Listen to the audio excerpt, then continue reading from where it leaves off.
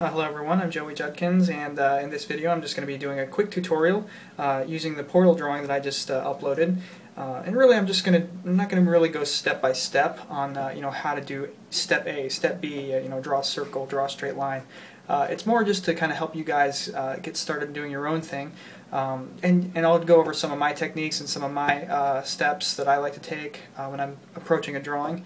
And they're just more principles, and I will go over some of my materials too, and best ways to think about using those. So let's get started. Okay, step one, of course, is to start with an idea. You have to start with a good idea for what you'll be drawing. If you're just planning on doing a caricature without any other creative ideas, then just start with that.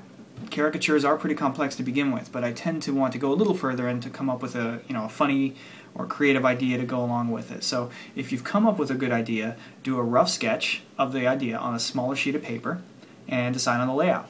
I sometimes call this step the rough sketch or the concept sketch. In no way is this drawing going to end up becoming finalized. It's just to get a good idea what direction you want to go. Step two is a really important step, and it's reference. Reference photos, reference pictures. This step is extremely important when you're creating a great illustration, especially a caricature. Make sure you always have great reference of the person or character you're drawing. But also remember that good reference will also help with things like lighting, posing, details, and color. For instance, if you'll be drawing lots of mechanical objects or robots, like in this portal drawing, make sure you've got lots of reference of machines and mechanical objects so that when you're creating something from your head, you have a good idea what those things should look like. Don't let your pride get ahead of you. This is really important. All the best illustrators use great photo references, so you should be no exception. Okay, step three, pencil drawing.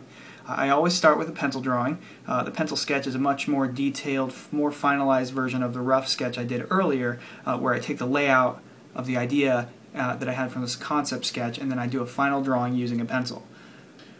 This step is the most important step in the process since it's where you'll make or break the finished illustration. You should feel free to experiment and get the right exact exaggeration that you want. Get everything right, because once you go to ink it, you're set. And remember, no amount of good inking or coloring will save a bad drawing. So if you've gotten all the way through your drawing and you realize that you've gotten something completely out of place or you're just not fully satisfied with it, redo it. It's better to redraw the entire thing than to waste your ink and your color on a bad drawing. Materials for pencil drawing, any pencil will do, and some people prefer to use colored pencils since it gives a more interesting line quality and you can get good color, it's just interesting looking when you use colored pencils.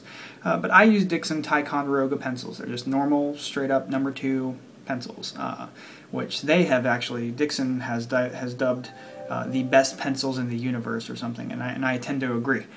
I like them because I can erase and get really fine detail before moving on to the ink. Okay, step 4 is ink.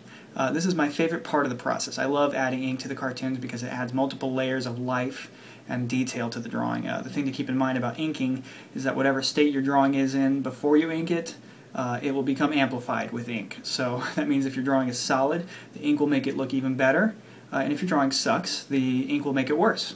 But if it's good, you can feel free to take it and just add as much detail to it as you want with the pens. Use different weights and different thicknesses of ink pens and just go nuts. The pens I use for inking is Micron pens. I've dealt with the Prismacolor ink pens before, and I don't think they last quite as long, and I don't think they're as strong. I also like the Faber-Castell weighted ink pens. I think they're called Pitt artist pens, and you can really find those as sets in any art supply store or even Staples in the art supply section. But for the money and value, you really can't go wrong with Micron, and once you figure out the weight that you tend to draw most with, you can buy them individually instead of getting a whole set and never using the .005 or the .08 or whatever. I tend to draw with the .03 and the .01 I guess, for finer details. Okay, step 5 is color. This is a difficult step to master, especially if you're using markers like what I do. But I'll give you my best idea of a good approach if you just want to try it. I use Prismacolor markers, of which I've cultivated over 150 or so over the past few years, and I just replace the ones that I use the most with individuals when they go dry.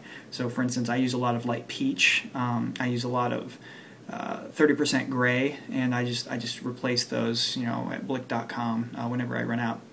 The key to coloring with markers is to build up from the lightest colors to the darkest colors. If you go too dark, too quick, there's no going back. You can't erase what you've put down with markers. So take your time, start with the lightest markers you can, and work your way deeper and deeper until you've got a good range of light to dark. This is where good color reference comes in handy. You can just look at the deep colors and the light colors and just know, this is going to be too dark, or this isn't light enough. But always start lighter and go darker. And here's a good technique for building up color. Just make sure you have plenty of shades of gray nearby. This is one of the best ways to darken your drawing little by little. Say, for instance, I begin with a light peach for someone's face, but the next darker tone is a really tan color, and I just think that's just too dark to lay on directly next. So I'll start blending some light grays into the face, and then I'll add some blush pinks, and then I'll have a good kind of medium color to blend into a light tan. So it's just things like that. You just want to experiment with the color and see what builds up better, definitely according to the reference you're using. If you're not sure how light or dark a color is going to be, or what it's going to look like over another color, just have a big sheet of paper on the side to experiment with. And you'll see me do this a lot in my drawings. I'll kind of go underneath and I'll test a marker out. But then you can feel a lot more confident about how much color you're adding to your final drawing. So remember, start light, build it up, and take your time.